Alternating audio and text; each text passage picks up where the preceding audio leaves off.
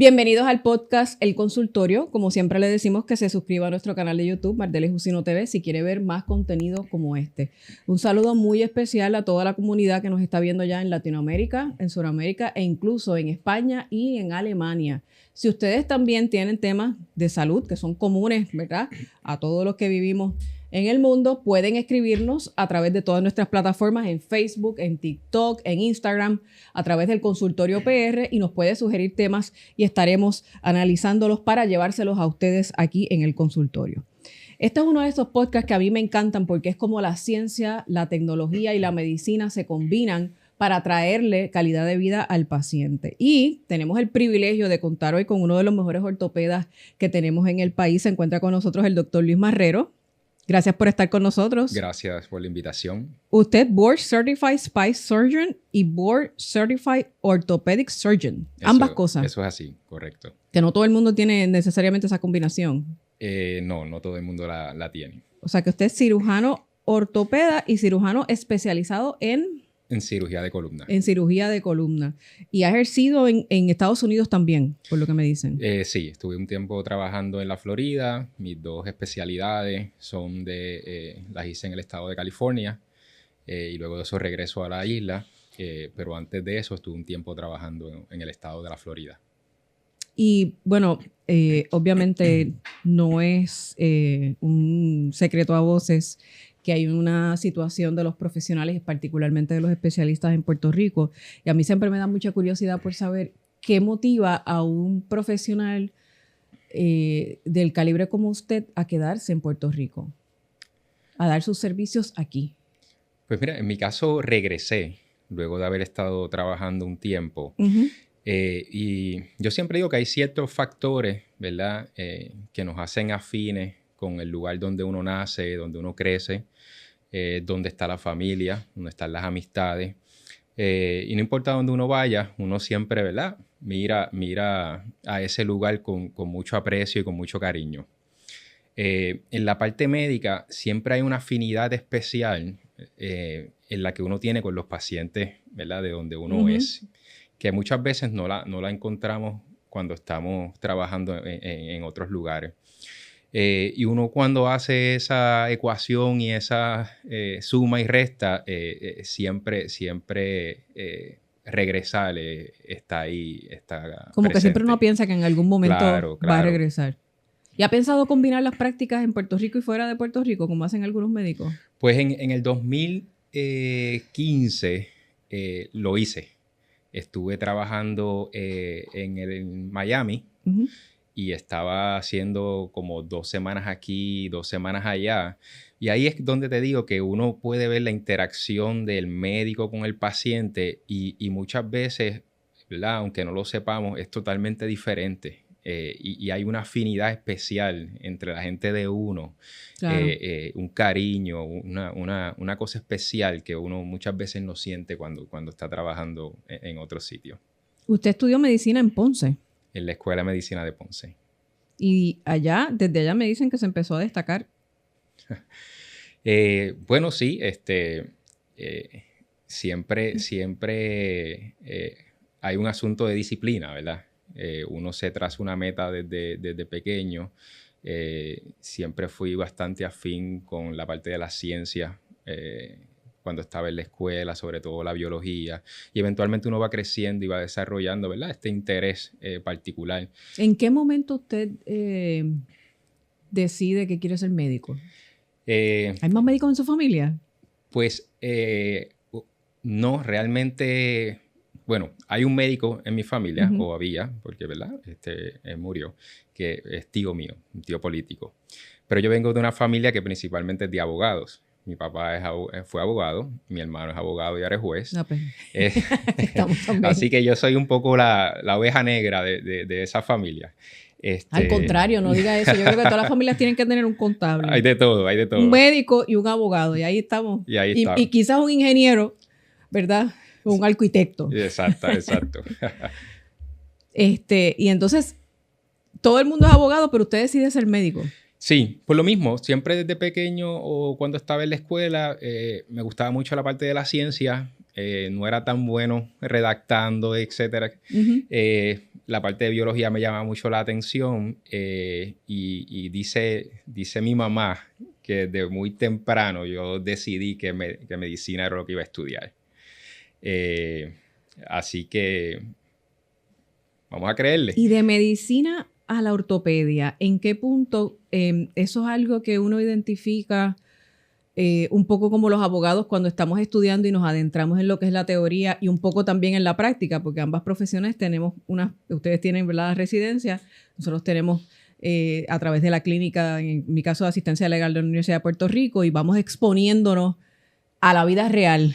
Y eso es parte de nuestro entrenamiento y es el entrenamiento en el caso de los médicos. ¿Por qué se decide por la ortopedia? Pues similar, cuando estamos en la escuela de medicina, ya cuando vamos a tercer y cuarto año empezamos a hacer lo que nosotros conocemos como las rotaciones, que es donde esos estudiantes nos vamos a exponer a las diferentes especialidades. A las diferentes disciplinas. Si queremos hacer cirugía, si queremos hacer medicina interna, etcétera, etcétera. Pues ya habiendo, ¿verdad?, estando en esa etapa, me llamó mucho la atención el campo quirúrgico, hacer algún tipo de especialidad que estuviese relacionada con la cirugía. Con un background de mucha actividad física, de haber jugado deportes toda la vida, pues la parte de ortopedia pues, va como acorde con esa, ¿verdad?, con esa dinámica, ¿verdad? Porque, ¿verdad?, tenemos que es una especialidad que se trata de la parte musculoesqueletal, ¿verdad? Que tratamos los huesos, las articulaciones y todo va relacionado a la actividad física. Así que me llamó mucho la atención, ¿verdad?, habiendo jugado béisbol toda la vida, teniendo mucha actividad física, el campo de la ortopedia. Interesante. Yo no sé si es porque en mi familia, ¿verdad? Tenemos mi caso de mi papá y mi mamá. Mi papá, como le dicen, ha padecido de la espalda, ¿verdad? Y tiene discos herniados en la zona lumbar, sacral, cervical. Yo viví toda mi niñez, ¿verdad? Y mi adolescencia viendo a papi pues, padecer de la espalda y cómo eso afectaba su vida productiva.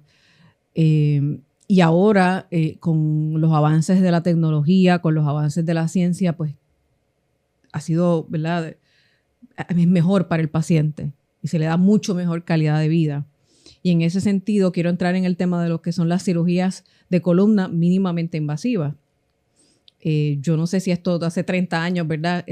Supongo que tiene que haber una evolución, ¿no? Claro. En lo que es esto y es bueno para el paciente y también para ustedes los médicos, porque me imagino que entonces la satisfacción de ver ese resultado después de la operación debe ser bien grande.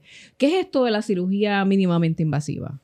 Pues mira, la cirugía mínimamente invasiva es esencialmente hacer lo mismo que hacíamos o que se hacía con cirugía convencional hace, ¿verdad?, más de 20, 30 años atrás, pero todo a través de incisiones más pequeñas.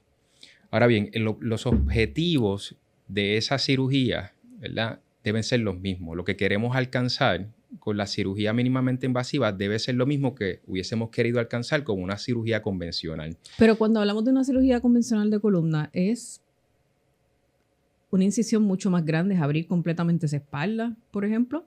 Depende de lo que estemos hablando, ¿verdad? Porque hay cirugías de deformidad que ameritan, ¿verdad?, que sea una incisión, ¿verdad?, más grande. Pero es porque estamos tratando algo en específico. Uh-huh. Pero cuando estamos hablando, ¿verdad?, de tratar otras condiciones donde vamos a tratar quizás 1 o 2 niveles en la columna, pues antes para eso se hacía una incisión de 8 o 10 pulgadas. Bastante cuando grande. Ahora lo podemos hacer con 2 incisiones de 1 pulgada. ¡Wow! Es increíble cómo ha ido avanzando. Pero no son todas las condiciones, por lo que usted acaba de decir, ¿verdad?, que cualifican para ese tipo de cirugía. ¿Cuáles son las condiciones que se tratan con este tipo de técnicas? Son la mayoría, ¿verdad? Porque fuera de lo que se conoce como las escoliosis y las deformidades, el resto podría decir que hemos evolucionado a prácticamente a poder hacerlo por cirugía mínimamente invasiva. Podemos tratar degeneración de discos, inestabilidades, que es lo Eso que... es degeneración de disco, doctor. Es lo que llamamos tengo un disco pinchado, como dice la gente en la calle. ¿Es eso? Bueno, un disco pinchado usualmente es o el paciente se refiere cuando tenemos un disco herniado. Oh, ok. Y son términos que podemos que a veces se usan para tratar de describir lo mismo, pero realmente son cosas diferentes, ¿verdad? Cuando tenemos un disco herniado es que el contenido del disco se salió y está empujando el nervio y nos viene a dar lo que comúnmente conocemos como el dolor de ciática. Pero cuando tenemos ya degeneración de disco, es un problema usualmente que vamos a ver en personas, ¿verdad?, más mayores. Sí, que son cambios degenerativos que van con la edad. Que son cambios degenerativos que van con la edad, que, ¿verdad?, a mí me gusta tratar de simplificar sobre el paciente y decirle, pues, lo que tenemos es artritis en la columna, esencialmente. Okay. Como si tuviésemos artritis en alguna otra articulación. ¿Y qué es la estenosis? La estenosis es, dentro, ¿verdad?, de todas estas cosas que son similares, es cuando el espacio de los nervios se reduce. Ahora bien, ¿por qué se reduce el espacio de los nervios? Pues se reduce a consecuencia de esos cambios degenerativos. ¿Okay? O sea, que va como de la mano, a pesar de que pueden ser cosas que podemos distinguir una de la otra. Así que estenosis es cuando, ya sea por degeneración de disco o por tener un disco herniado, se reduce el espacio disponible para los nervios. ¿Cuál es el proceso diagnóstico para saber qué tiene el paciente? Pues yo imagino que cuando llegan a esa primera cita, pues a lo mejor llegan, como dicen por ahí, trancados, con dificultad para sentarse. Algunos pues no pueden estar mucho tiempo sentados, no pueden estar mucho tiempo de pie. Entonces dice dolor, porque el dolor, dicen que el dolor en la espalda puede ser intenso e inclusive incapacitante. Sí. Pues mira, si hablamos de estudios radiológicos, usualmente comenzamos con unas placas o rayos X sencillos, ¿verdad? Porque eso nos van a mostrar la anatomía, ¿verdad?, de la espalda baja o del área lumbar o cervical de la que estemos mirando. Podemos ver si hay inestabilidad o algo, si hay el colapso de los discos por degeneración, etcétera, etcétera. El estudio de elección es lo que se conoce como la resonancia magnética, ¿verdad? O que lo que comúnmente llamamos el MRI scan. MRI. ¿Por qué? Porque ahí es donde vamos a ver las estructuras cartilaginosas que no vamos a ver en los rayos X, ¿verdad? Y como lo que usualmente reduce ese espacio, ya son los discos, los ligamentos, pues son cosas que vamos a ver en el MRI, pero no vamos a poder ver en la placa. Lo que usted dice es como entre digital y análogo. Exactamente. O sea, el MRI es como 4K. Exactamente. Lo vamos a ver con más detalle. Claro, y ahí vamos a ver exactamente dónde está el nervio pinchado. Pero más importante aún que los estudios radiográficos es la clínica del paciente. Que el paciente, qué síntomas el paciente está presentando, qué el paciente nos está diciendo. ¿Por qué? Porque nosotros tenemos que correlacionar lo que el paciente está diciendo, sintiendo ¿verdad?, y presentando con el estudio, ¿verdad?, para ver si correlaciona. ¿Ok? ¿Por qué? Porque, y este es un concepto que muchas veces es difícil de entender y explicarle a los pacientes. Después de cierta edad, todos los estudios, sobre todo los de la resonancia magnética, ¿verdad?, que son bien sensitivos, van a venir con cambios degenerativos. ¿Ok? Ahora bien, de todos esos cambios degenerativos o cosas que encontremos ahí, ¿cuál es la que está produciendo los síntomas? ¿Ok? Porque podemos tener un paciente que tiene 70 años con un MRI que se ve terrible y de repente el paciente no tiene tantos síntomas. Y usted lo ve y dice, Dios mío, cuando entra por la puerta dice, espérate, pero entonces, se ve bastante bien. Lo ve otro, ¿verdad?, un especialista primario que no está acostumbrado a ver el estudio y se alarma y alarma al paciente porque el estudio se ve terrible, por decirlo de una forma, pero cuando entrevistamos al paciente nos dice, no, es que yo tengo dolor de espalda de vez en cuando. Pues no hay mucho que hacer, porque esos son sus cambios degenerativos normales para la ciudad que no se han traducido a unos síntomas, ¿verdad?, o a una patología que amerite algún tipo de intervención. En cuanto al tipo de cirugía que se hace,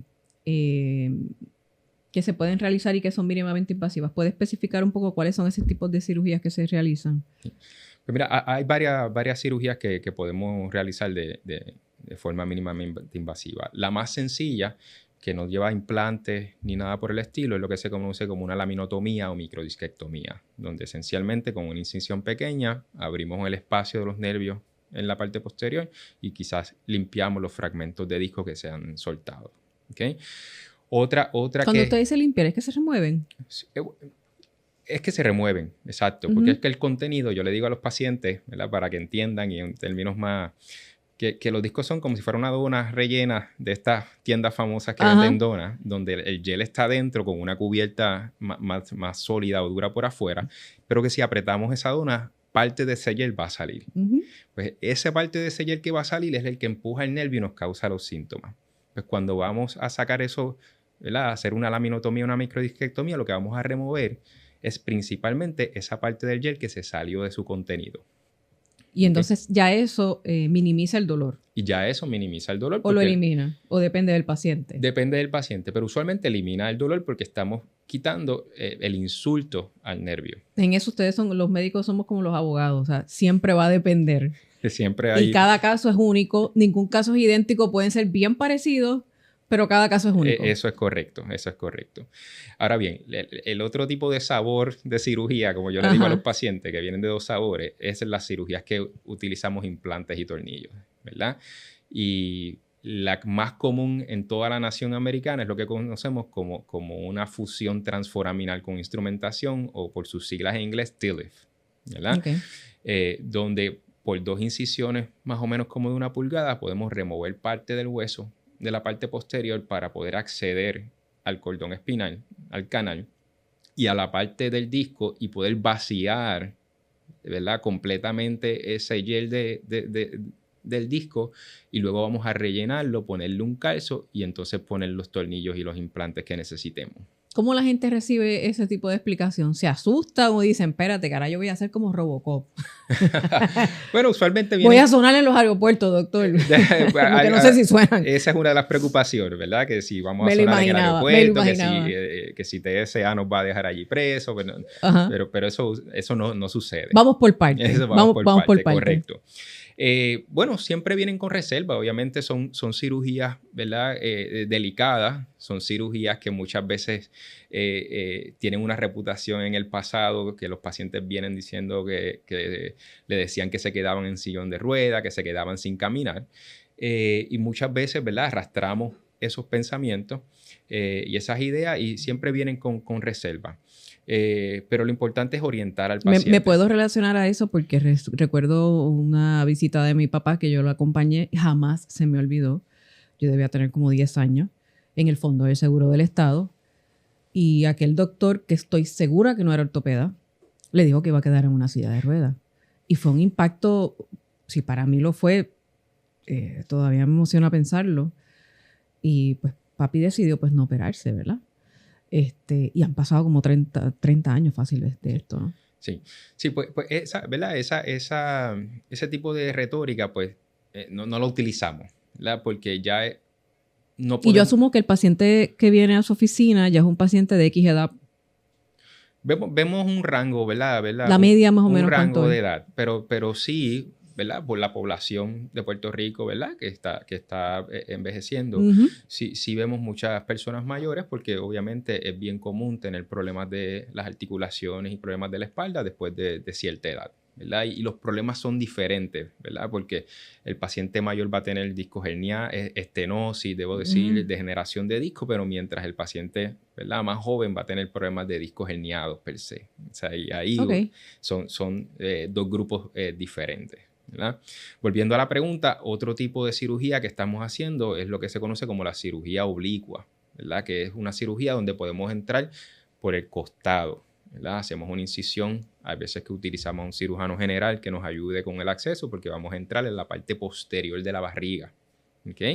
Y entonces por ahí vamos a poner el implante o el calzo que vamos a utilizar para sustituir el disco, y luego por la parte posterior, ya sea le quitamos más la presión al nervio o ponemos los implantes. ¿Y por qué es necesario entrar por la parte posterior? ¿Es más fácil el acceso? No es necesario, ¿verdad? Es una opción. Okay. Es simple tenemos que tener múltiples herramientas Ujú. en la caja de herramientas. Y las cirugías de columna, tanto cervicales como lumbares, las podemos hacer todo por la parte posterior o la podemos hacer en combinación de la parte anterior y la parte posterior. Eso me imagino que va a depender de cada Y paciente. como no es una receta de cocina, ¿verdad? Ujú. Que a todo el mundo le Exacto. vamos a hacer lo mismo, ¿verdad? Tratamos de individualizar lo que el paciente necesite. Ahí es que viene la expertise del cirujano Exactamente. ortopeda. Y ahí podemos decidir, ok, este paciente se beneficiaría quizás más de hacerlo por la parte anterior versus hacerlo todo por la parte posterior, cuando tratando de alcanzar los objetivos que mencioné al principio de lo que queremos hacer con la cirugía.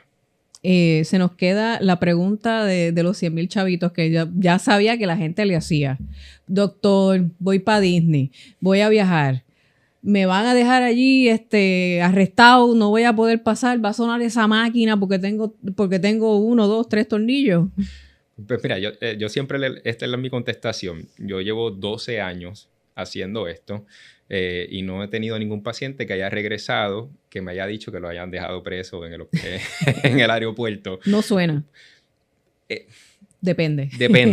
Depende. Pero yo siempre le digo a los pacientes que pueden, ¿verdad?, llevar como evidencia, ¿verdad?, ya sea su reporte operatorio. Hay algunas compañías que ofrecen algún tipo de carnet que dice que, ¿verdad?, tipos de implante y material que tienen, por si suenan. Porque es metal, ¿verdad? Es titanio usualmente los implantes. Así que podría activar la máquina, pero yo creo que no debería ser un problema Titanio. mayor. ¿Alguna razón por la que tenga que ser ese material? ¿Es el más conveniente?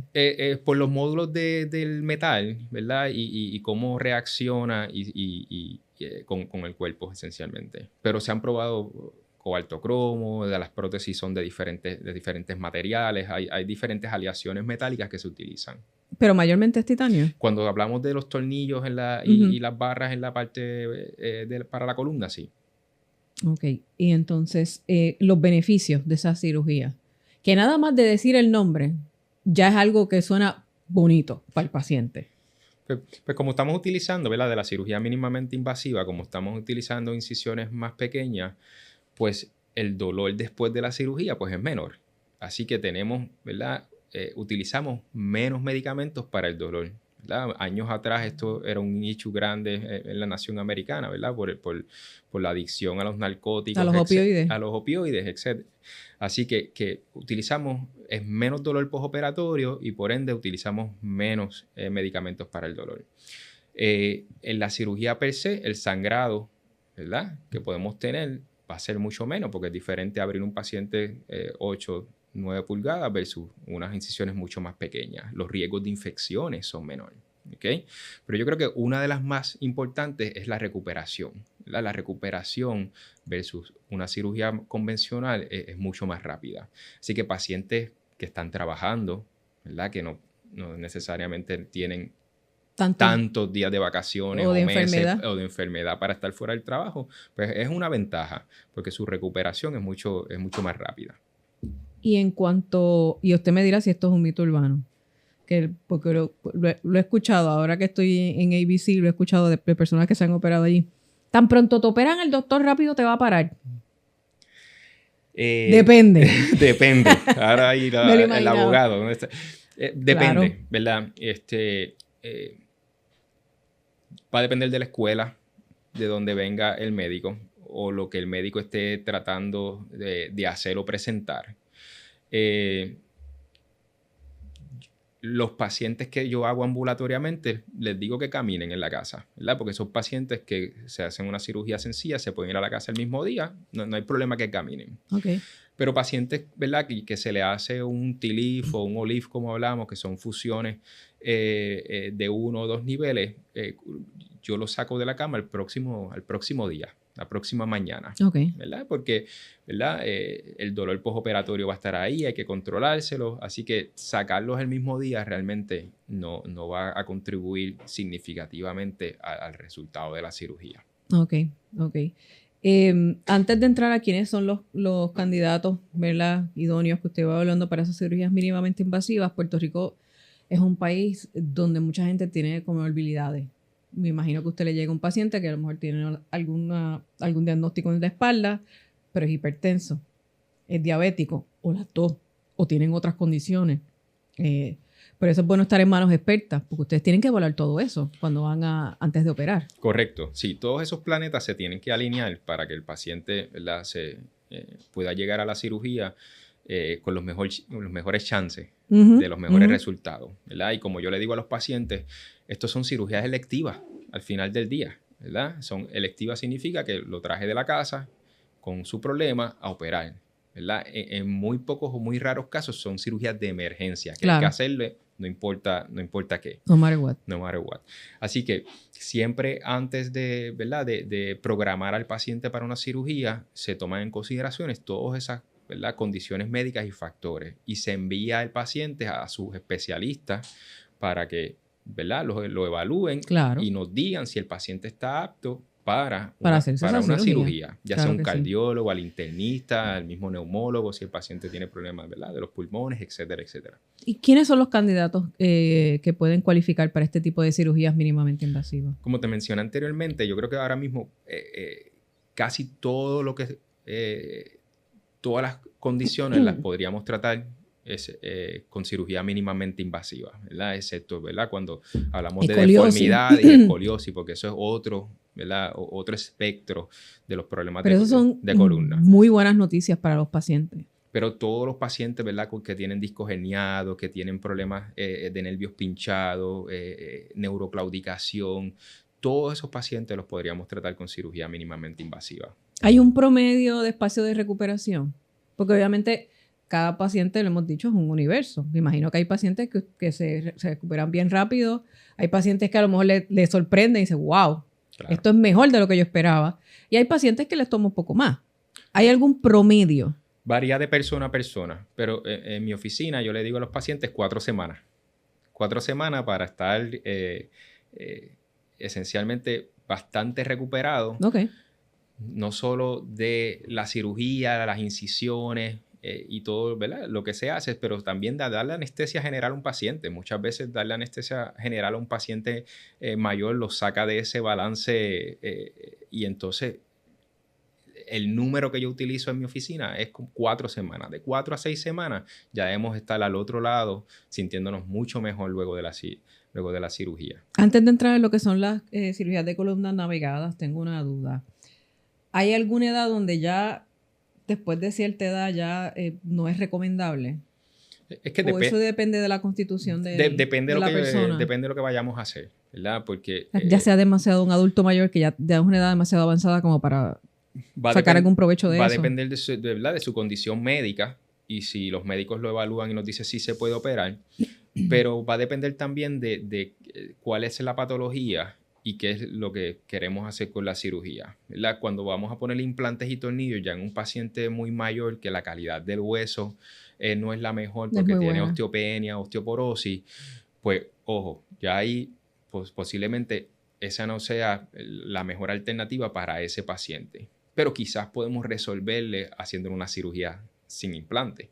Ok. O sea, que no necesariamente... ¿Cuál es el paciente, no quiero decir más viejo, que se me puede ofender la gente, pero el que más edad ha tenido que usted ha operado?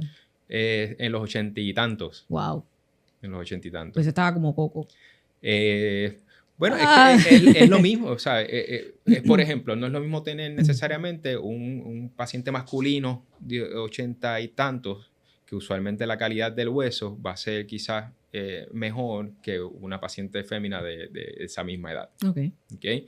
Pero las consideraciones hay que individualizarlas, ¿verdad? Y lo mismo, si podemos resolverle sin necesariamente tener que ponerle implantes y meternos en eso que podría ser complicaciones de que los tornillos se suelten, etcétera, pues una vez los internistas y sus especialistas nos digan, mira, si la persona está en una buena condición médica, podemos tratar de considerar la cirugía. Me gusta que diga eso porque pasa mucho con los pacientes, no solo en cirugía de columna, en cirugía de rodilla y otro tipo de cirugía, que la gente se deja llevar o por los mitos urbanos o por las experiencias de otros, que a lo mejor se operaron hace muchos años o ni siquiera se operaron aquí, entonces van y le dicen al vecino, a la vecina, no, muchacho, no te hagas eso porque yo no quedé bien.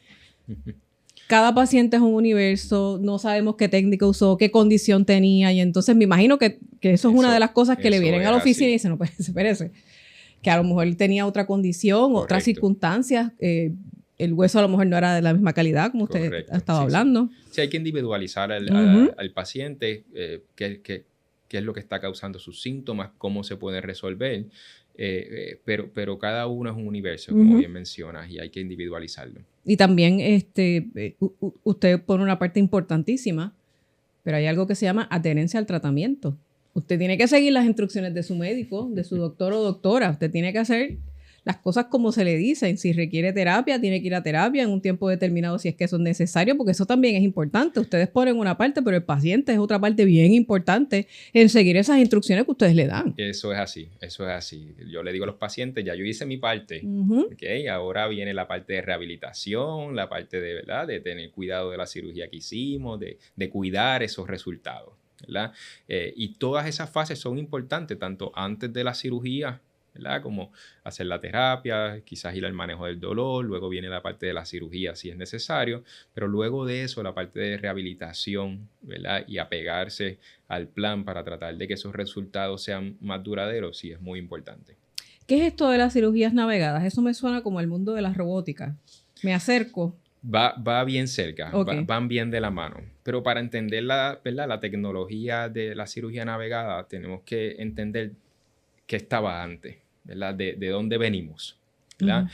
Y antes, cuando queríamos ponerle un implante o tornillos en la espalda a un paciente, le poníamos los tornillos en sala de operaciones, llamábamos a la gente de radiología, le hacían una placa de rayos X, como la que hacemos de pecho, la revelaban, nos las traían de vuelta o se la traían al cirujano de vuelta, lo miraban, decían, ok, mira, puse los tornillos bien. Todo esto mientras está ocurriendo la operación. Mientras ocurría la operación. Ocurría la operación. Ok, ¿y ahora cómo funciona? ¿Y qué pasa? Pues ahí teníamos que decidir si los tornillos estaban bien o si había que cambiarlos. Luego de eso vino lo que se conoce como la fluoroscopía, o se empezó a usar la fluoroscopía, que es esencialmente el mismo rayos X, pero más instantáneo. Es como la cámara digital. Tomaba la placa e inmediatamente lo veía y podía confirmar si mis tornillos y mis implantes estaban bien.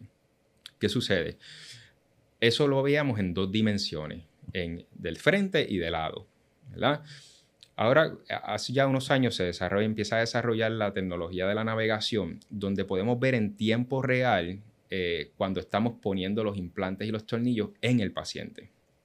¿Y cómo hacemos esto? Una vez el paciente dormido, le ponemos una antena, yo llamo la antena, pero una referencia. Hacemos un estudio radiográfico, que sería una tomografía, un CT scan dentro de sala de operaciones. Y ese estudio lo pasamos a una computadora donde el software va a integrar la anatomía del paciente con el estudio que se le hizo. ¿Okay? Así que cuando vamos a poner los implantes, estamos viendo en tiempo real en el estudio dónde están entrando los pacientes, dónde está entrando el implante en el paciente. ¿Okay? Así que yo puedo cambiar la dirección, cambiar el ángulo, hacer una preparación, ¿verdad?, mejor. Y ha sido una tecnología bien revolucionaria. ¿Desde cuándo se utiliza esa tecnología? Ya yo diría que lleva más de 15 años en el mercado, ¿verdad? Lo que pasa es que, como toda tecnología, ¿verdad?, tiene que evolucionar poco a poco. Y entonces tiene que cambiar la manera que el médico hace sus cosas, ¿verdad?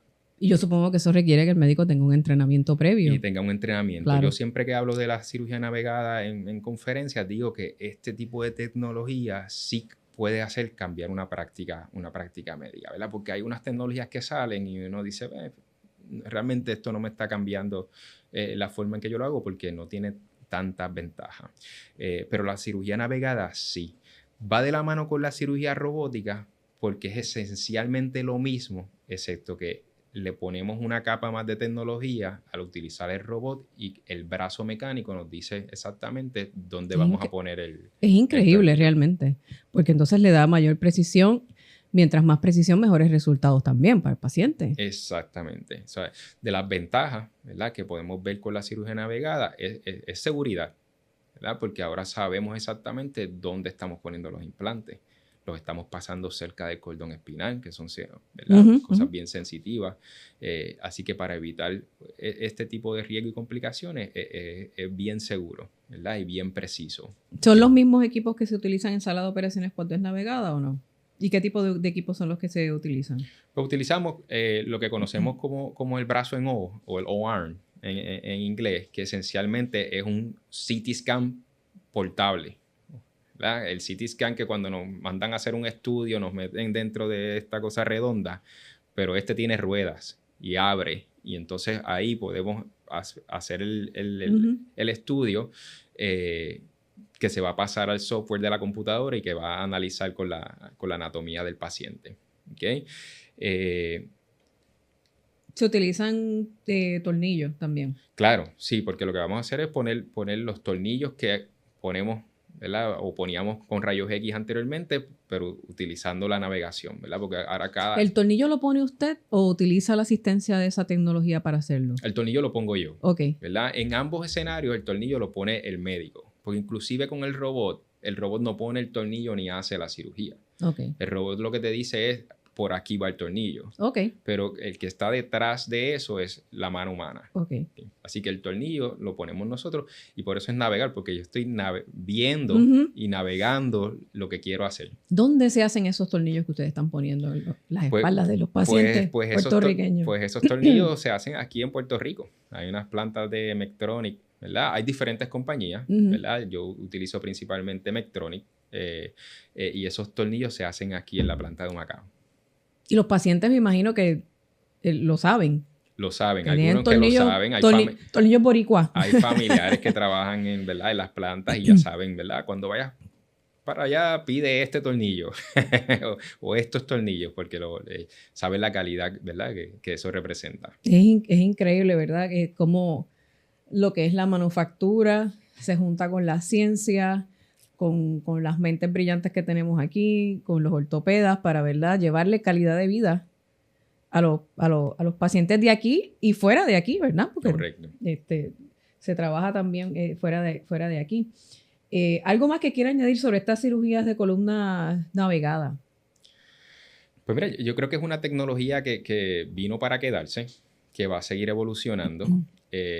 Obviamente, ¿verdad? Como todo, hay veces que pensamos que tiempos pasados fueron mejores, pero yo creo que la tecnología, si está disponible, ¿verdad?, para beneficio y sobre todo para seguridad del paciente, la debemos utilizar, ¿verdad? Y no solo nos das, no es solo una materia de seguridad del paciente, pero también es algo de seguridad para el equipo, ¿verdad? Porque no estamos utilizando rayos X o radiación, ¿verdad?, que se utilizaba antes. ¿Eso acorta el tiempo de operación? Va a acortar el tiempo de operación, pues, porque ya no tenemos que ir a revelar la placa para que vengan, para que nos digan, ¿verdad? Y se ha visto que mientras más extensa sea la cirugía y ese paciente esté más horas bajo anestesia, pues los riesgos de complicaciones aumentan. Así que queremos estar el tiempo justamente necesario para hacer la cirugía. Antes de que me diga dónde están sus oficinas, quisiera entonces abarcar más allá de la pregunta del aeropuerto, algunas otras preguntas que sean comunes o dudas que sean comunes a los pacientes que usted tiene cuando están en ese proceso de consulta en la oficina suya. Siempre nos preguntan, ¿verdad?, lo del mito de si nos vamos a quedar en un sillón de ruedas. Sí. ¿De verdad todavía le preguntan eso? Sí, todavía vienen con ese pensamiento y siempre tenemos que aclararle y explicarle. Que sepan que es un mito urbano, que no es cierto. Que no, Ningún que médico va a operarle a usted para que usted quede en un sillón de ruedas, obviamente. Sí. No pasa, no debería pasar. Claro. En manos entrenadas, no debería pasar. Esa no es la meta, obviamente. Esa no es la meta. Claro la meta es, ¿verdad?, operarlo para que el paciente se recupere y tenga una mejor calidad de vida. Siempre nos preguntan los riesgos de la cirugía. Yo siempre le digo, ¿verdad?, que los riesgos de estas cirugías son similares a cualquier tipo de cirugía, ¿verdad? Si a ustedes le fueron a hacer algún tipo de artroscopía en el hombro o algún tipo de procedimiento en la barriga, histerectomía, todo eso tiene riesgos similares, ¿verdad? Porque son riesgos de anestesia, riesgos de sangrado, riesgos de infecciones. Los riesgos son esencialmente similares a cualquier otro tipo de procedimiento. Claro, estamos cerca de los nervios, del cordón espinal y eso hay que tener su cuidado. Pero usualmente los riesgos están controlados y son cirugías bien seguras cuando utilizamos estas nuevas tecnologías. Y es importante, ¿verdad?, que el paciente lo sepa porque eso es parte del consentimiento informado del paciente. Pero mire, todo lo que hacemos en la vida tiene un riesgo. O sea, yo estoy segura que los clinical trials de la acetaminofén pasaron 20 cosas y usted lo sigue tomando. O sea, todo tiene un riesgo. Y siempre le digo a la gente, lean. Todo lo que le dé el médico de información, no lo deje por ahí, no lo mete en el sobre con el que usted le llega a la oficina al doctor o a la doctora. Lean, es importante leer todo. Hasta lo que le dan cuando uno va a la farmacia, todos esos medicamentos que ¿sabes qué le dan? Como una hojita. Bien yo importante. digo, yo soy a lo mejor la excepción a la norma, soy media anormal, pero yo lo leo. Eso es importante porque usted también tiene que apoderarse de su situación, de sus condiciones y estar lo mejor informados posible, ¿verdad? Para tomar decisiones inteligentes. Eso es. ¿Dónde están sus oficinas? Pues tenemos dos localizaciones. Estamos ubicados en la Torre Médica de Ashford, en el condado, y estamos ubicados en el Hospital Pavía, en el lobby del Hospital Pavía en Caguas, lo que era el antiguo hospital. O sea, que usted tiene las IMA. prácticas, están unos días en un lado y otros días en otro lado. Unos días en un lado exacto. Para tratar de la mayor cantidad de pacientes. Correcto. Está en el Ashford. En el Ashford, en la oficina 308 y en el lobby del Hospital Pavía en Caguas. ¿En qué hospitales que usted hace sus cirugías? Yo utilizo dos hospitales. Utilizo el Hospital Pavía en Caguas, principalmente, pero también utilizo el Hospital Doctors en Santurce. Ok. Y para los pacientes que quieren agendar alguna cita con usted. Es bien importante que para las dos localizaciones el teléfono es el mismo. ¿Okay? Así que es el 787-908-3828. Y es el mismo teléfono para ambas localizaciones. ¿Cómo para cuándo están las citas, doctor? Usted debe estar bastante lleno. La cita los acomodamos, hacemos nuestros arreglos, pero deben estar como para mes y medio más o menos.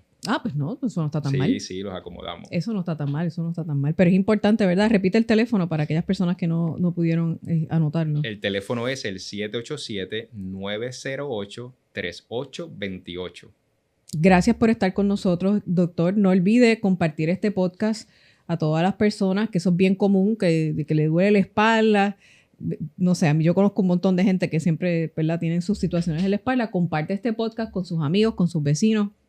Si nos están viendo, ¿verdad?, en otros países, pues allá usted tiene que visitar al médico licenciado en ese otro lugar, ¿verdad? Y espero que vaya donde un experto que esté tan cualificado como el doctor que tenemos aquí, para que también pues pueda tener y aliviar su situación en la espalda. Gracias, doctor, por estar con nosotros y esperamos que se repita. Gracias. En algún momento quiero visitar sus oficinas porque ya tengo curiosidad de ver todo ese equipo que usted tiene. Ahí a la orden, y estamos haciendo un proyecto bien interesante en Caguas, así que en las próximas semanas, meses, va a haber sorpresa. Queremos hacer algo donde el paciente reciba el servicio, ¿verdad?, que se merece, con múltiples especialistas. Pues estaremos pendientes, doctor. Gracias por estar con nosotros. Gracias. Amigos, hasta aquí el consultorio. Será hasta la próxima.